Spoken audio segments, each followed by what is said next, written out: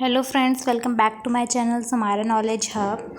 तो आज मैं आपके लिए आगे के टॉपिक्स लेके आई हूँ in banking evolution of bankings में। आज हम जानेंगे कि प्री एंड पोस्ट इंडिपेंडेंस के क्या क्या बैंकिंग फॉर्म्स में हुए थे। इससे पहले हमने जाना था कि प्री एंड पोस्ट एराज देखे थे कि क्या क्या कौन से पोस्ट में क्या नेशनलाइजेशंस हुई थी। ठीक है, आफ्टर 1991, बिफोर 1947, ठीक है, इन सभी चीज़ के बारे में। तो आइए हम आगे के कुछ टॉपिक्स को बैंकिंग इवोल्यूशंस के रिलेटेड स्टार्ट करते हैं। अगर आप हमारे चैनल पर नए हैं तो सब्सक्राइब करना ना भूलिएगा, ठीक है। अगर आपको वीडियो पसंद आए तो लाइक शेयर कमेंट ज़रूर कीजिएगा। तो चलिए वीडियो को स्टार्ट करते हैं हम अपनी विदाउट टाइम वेस्ट। तो फर्स्ट टॉपिक है इसमें इवोल्यूशन ऑफ बैंकिंग। तो हमारा जो बैंकिंग इवोल्यूशन है वो 2 फेजेस में डिवाइड है। एक तो pre independence and post independence, कि इंडिपेंडेंस से पहले क्या था और इंडिपेंडेंस के बाद क्या हुआ। तो पहले हम देखते हैं प्री इंडिपेंडेंस में, ठीक है। प्री इंडिपेंडेंस में क्या हुआ, अगर ये आपको थोड़ा ब्लर सा हो रहा हो मैं आपके लिए रीड आउट कर देती हूँ, ठीक है, क्योंकि ये वीडियो ज़्यादा आई थिंक मुझे लग रहा है जूम आउट हो गई है इसीलिए। तो फर्स्ट है ऑड कमर्शियल बैंक्स जो 1881 में हुए थे। उसके बाद सेकंड है हमारा पंजाब नेशनल बैंक 1895 में। थर्ड हमारा बैंक ऑफ इंडिया 1906 में और बैंक ऑफ बड़ौदा लिमिटेड 1908 में, central bank of India limited जो कि 1911 में है, ठीक है। उसके बाद हमारा 1935 में स्टैब्लिश्ड हुआ RBI, reserve bank of India. तो ये सारे थे हमारे प्री इंडिपेंडेंस। अब देखते हैं हम पोस्ट इंडिपेंडेंस।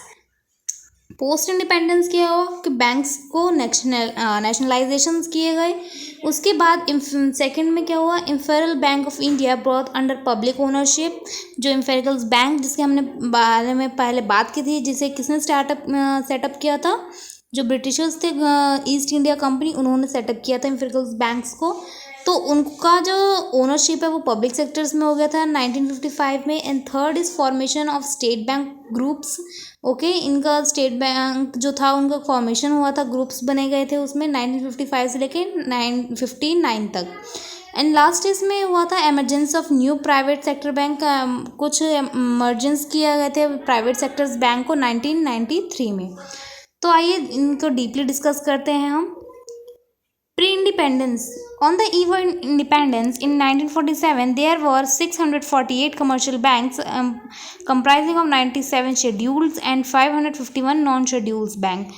तो आफ्टर यानी कि ईव के टाइम पे 1947 में जब इंडिया इंडिपेंडेंस हुआ था, उस टाइम पर हमारा क्या हुआ था कि 648 हमारे पास कमर्शियल्स बैंक थे, जिसमें से 648 में से हमारे पास 97 तो शेड्यूल्ड बैंक थे और 551 जो थे वो नॉन शेड्यूल्ड बैंक थे हमारे पास, ठीक है। तो अगर आपको शेड्यूल और नॉन शेड्यूल बैंक्स नहीं पता तो मैं आपको बता देती हूँ, इसको हम आगे फर्दर काफ़ी अच्छे से डिस्कस करेंगे कि शेड्यूल्स बैंक कौन कौन से होते हैं और नॉन शेड्यूल्स बैंक कौन से होते हैं, ठीक है। फॉर योर नॉलेज पर्पज़ मैं आपको बता देती हूँ, शेड्यूल्स बैंक वो होते हैं जो आरबीआई के सेकंड लिस्ट में शामिल होते हैं, ठीक है। जैसे आपके पंजाब नेशनल बैंक्स हो गए, एसबीआई हो गए, एचडीएफसी बैंक्स हो गए, आईसीआई बैंक्स हो गए, ठीक है। तो ये आपके शेड्यूल्स बैंक है। और नॉन शेड्यूल्स बैंक्स वो बैंक्स होते हैं, and again non schedules bank वो बैंक्स होते हैं जो आरबीआई में लिस्टेड, आरबीआई के सेकेंड जो लिस्ट है उसमें लिस्टेड नहीं होते, जैसे कोऑपरेटिव बैंक्स हो गए आपके, ठीक है, और लोकल बैंक्स हो गए। तो आपको समझ आ गया हो कि शेड्यूल और नॉन शेड्यूल्स बैंक क्या होते हैं। The number of bank stood at 2987, total deposit eight rupees 1,08,00,000 and advances rupees 4,750 millions. तो जो बैंक्स थे हमारे पास इंडिया में 2987 थे, जिसमें टोटल डिपॉजिट्स आपके कितने थे 1,08,00,000 मिलियंस एंड एडवांसेस कितने थे 4,750 मिलियंस। तो ये कुछ बैंक्स की लिस्ट है बिफोर इंडिपेंडेंस, ठीक है।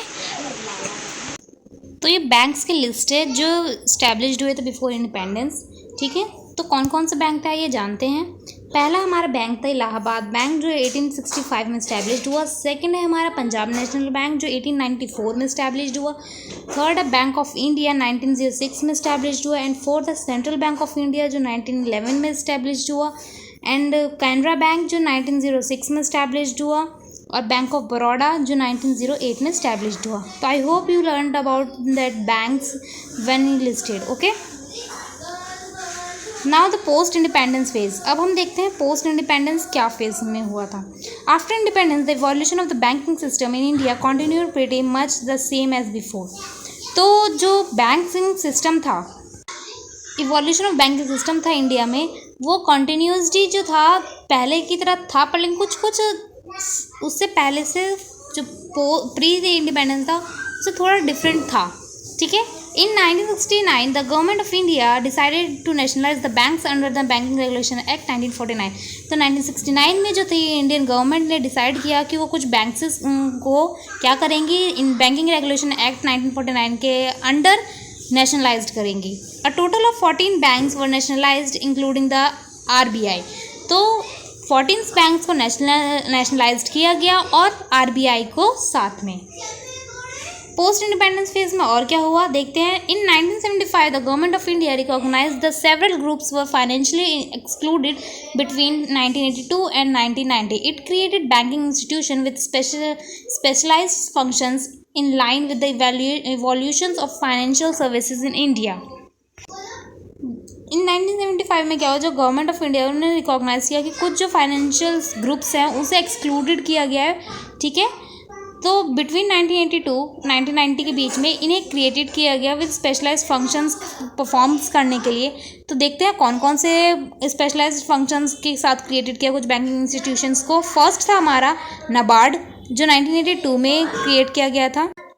इसका फंक्शन था कि वो एग्रीकल्चरल एक्टिविटीज़ को ज़्यादा सपोर्ट करे। ठीक है, इसलिए हमने नाबार्ड को बनाया, जो आजकल भी आप नाम उसका सुनते होंगे नाबार्ड का। ठीक है, सेकंड था एग्जिम। ठीक है, इसको भी क्रिएट किया गया था 1982 में, किस चीज़ के लिए, एक्सपोर्ट और इंपोर्ट फंक्शंस के लिए। ठीक है, थर्ड है हमारा नेशनल हाउसिंग बोर्ड। इसको भी क्रिएट किया गया फाइनेंस इंस्टीट्यूशंस को टू फाइनेंस हाउसिंग प्रोजेक्ट, जो भी फाइनेंस हाउसिंग प्रोजेक्ट्स है उनको फाइनेंस करने के लिए। लास्ट में हमारा सिडबी आया। सिडबी का क्या था, to fund small scale industries, जो भी स्मॉल स्केल इंडस्ट्रीज है उन सभी को फंड्स को प्रोवाइड करने के लिए सिडबी का यूज़ किया गया, इस्टेब्लिश कर लिया गया। ठीक है, द एलपीजी एरा। अब एलपीजी एरा कौन सा था, 1991 तक का।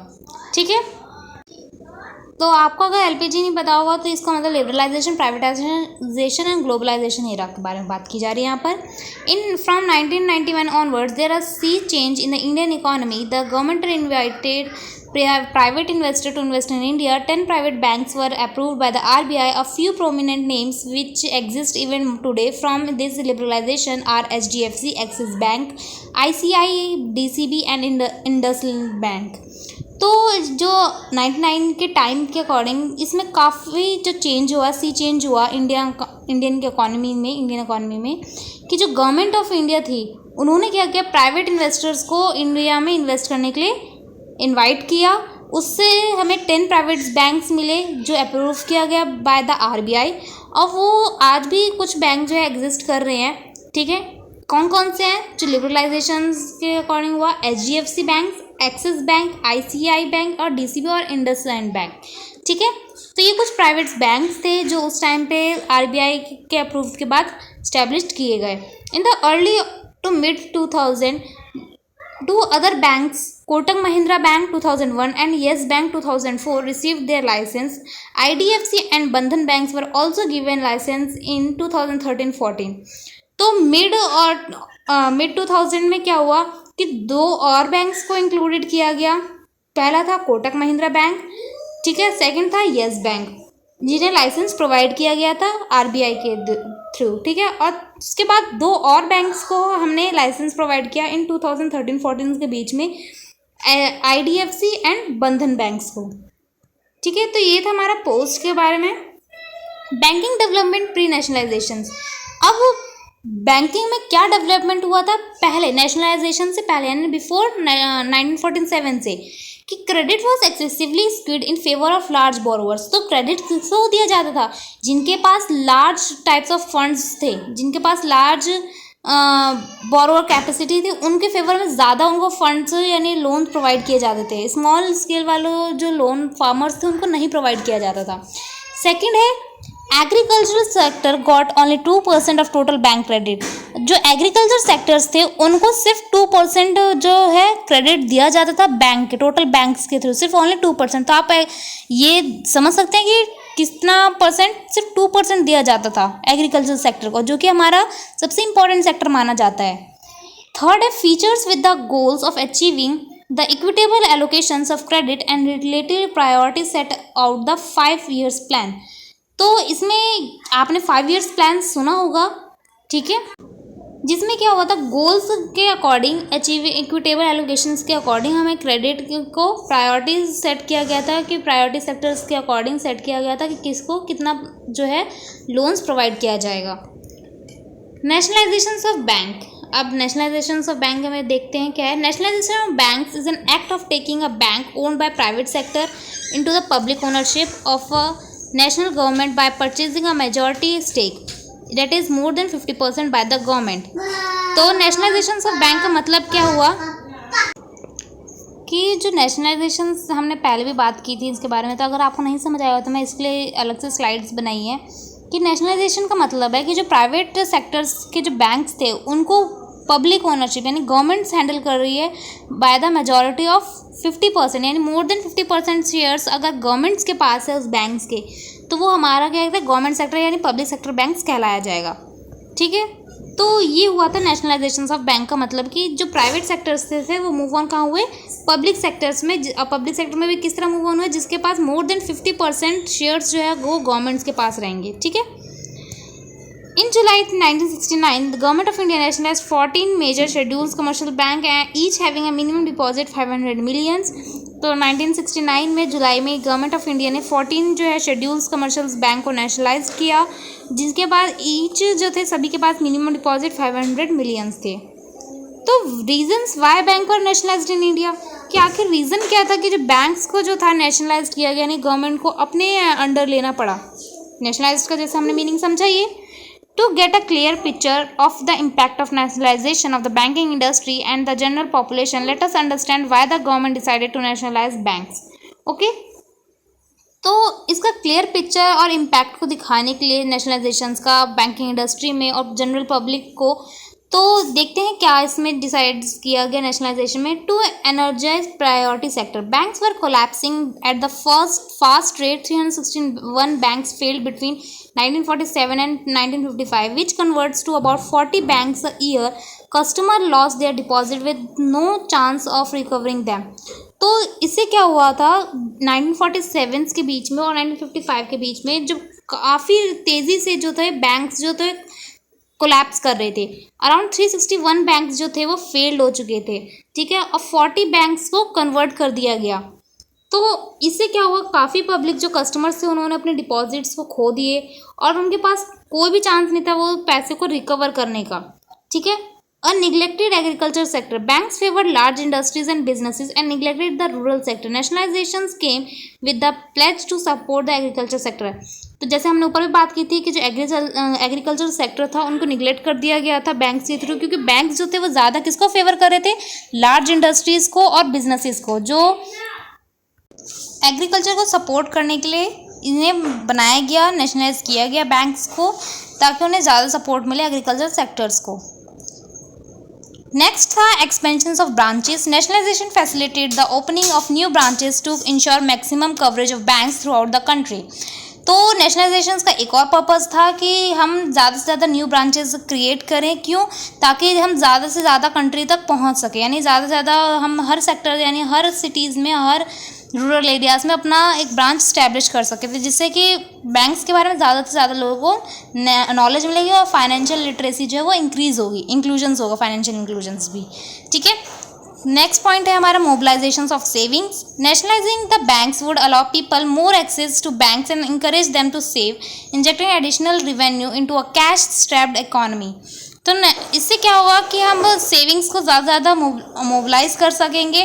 जो बैंक्स होंगे, सभी पीपल्स जो भी मोर एक्सेस ऑफ मनी है उसे बैंक्स में सेव करके रखेंगे, और जिससे हम जो बैंक्स होगा उन सेविंग्स को डिफरेंट जिनको भी लोन्स के लिए प्रोवाइड करेगा, ठीक है। एडिशनल रिवेन्यू जो होगी लोगों की वो through out in the economy moving करेगी। Economic and political factor. The two wars in 1962 and 1965 had put a tremendous burden on the economy. The nationalization of Indian banks would give the economy the boost throughout increased deposit. तो कुछ economic और political factors भी थे कि दो war हो गए थे 1962 में और 1965 में, जिससे जो था इकोनॉमी के ऊपर ज़्यादा बर्डन क्रिएट हो गई थी, ठीक है। और बैंकिंग पावर्स को कहते हैं इंक्रीज़ करने के लिए, बूस्ट करने के लिए जो था, डिपॉजिट्स को बूस्ट करने के लिए ये नेशनलाइजेशंस का जो है काम किया गया। अब बेनिफिट्स का क्या मिले नेशनलाइजेशंस करके? Increased saving. There was a sharp increase in saving with the opening of new branches as the national income rose in 1970. Gross domestic saving almost doubled. तो इससे क्या हुआ कि बैंक्स को नेशनलाइजेशन करने से जो सेविंग्स थी वो इंक्रीज हुई, ठीक है। न्यू ब्रांचेस क्योंकि खोले गए जहाँ से काफ़ी लोगों ने अपनी सेविंग्स डिपॉजिट्स की, और इससे हमारा जो GDP था वो भी काफ़ी इंक्रीज हुआ, डबल्ड हो गया, ठीक है। Improved efficiency. The efficiency of banks improved with additional accountability. It also increased public confidence.